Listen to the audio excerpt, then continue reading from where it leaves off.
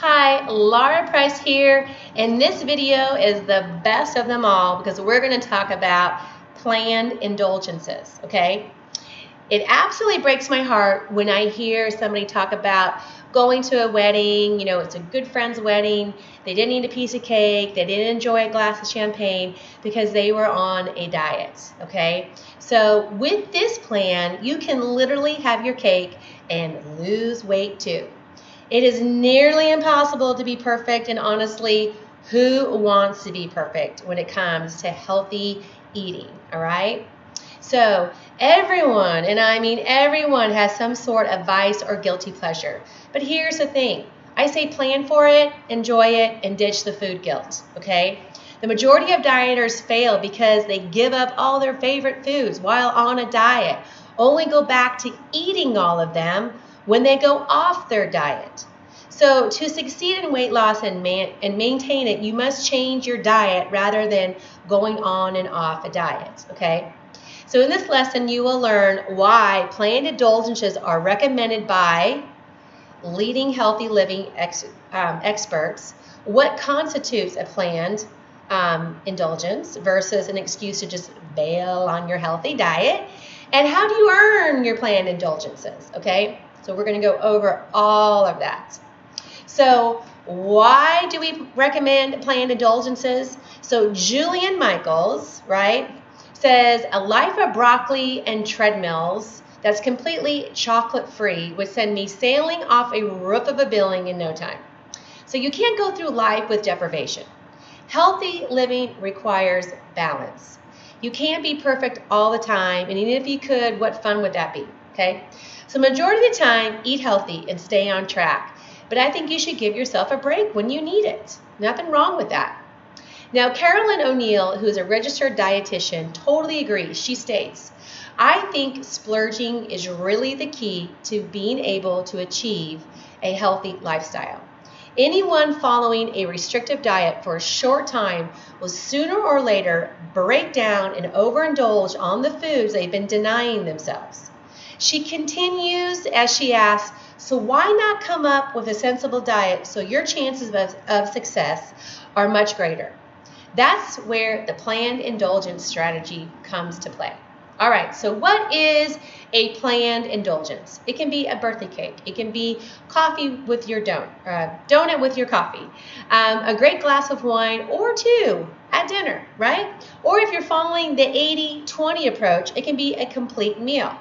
Now, the 80-20 approach basically says that 80% of your meals are healthy, while allowing for 20% of your meals to be somewhat indulgent.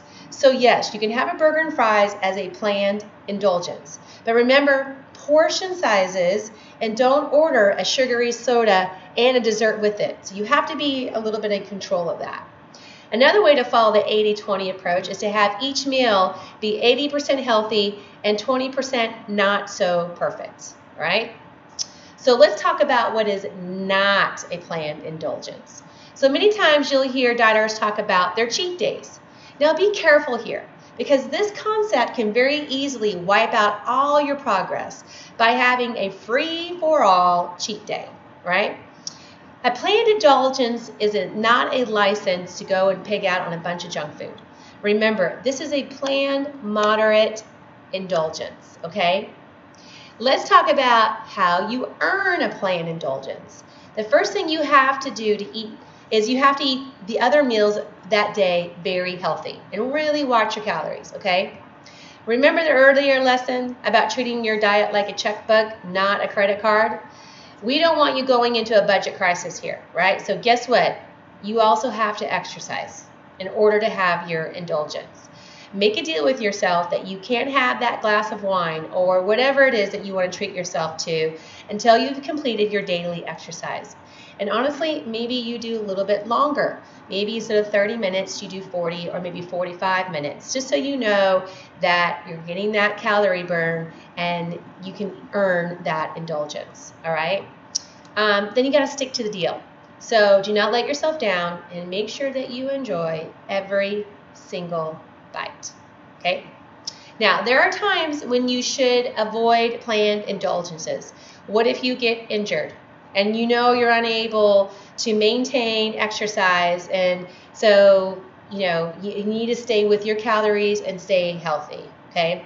Stress is not a time to enjoy a planned indulgence either, unless you can really be in the moment and you are under control. Otherwise, it's just a classic stress eating day, okay? Which is going to leave you with tight jeans, and we don't want that.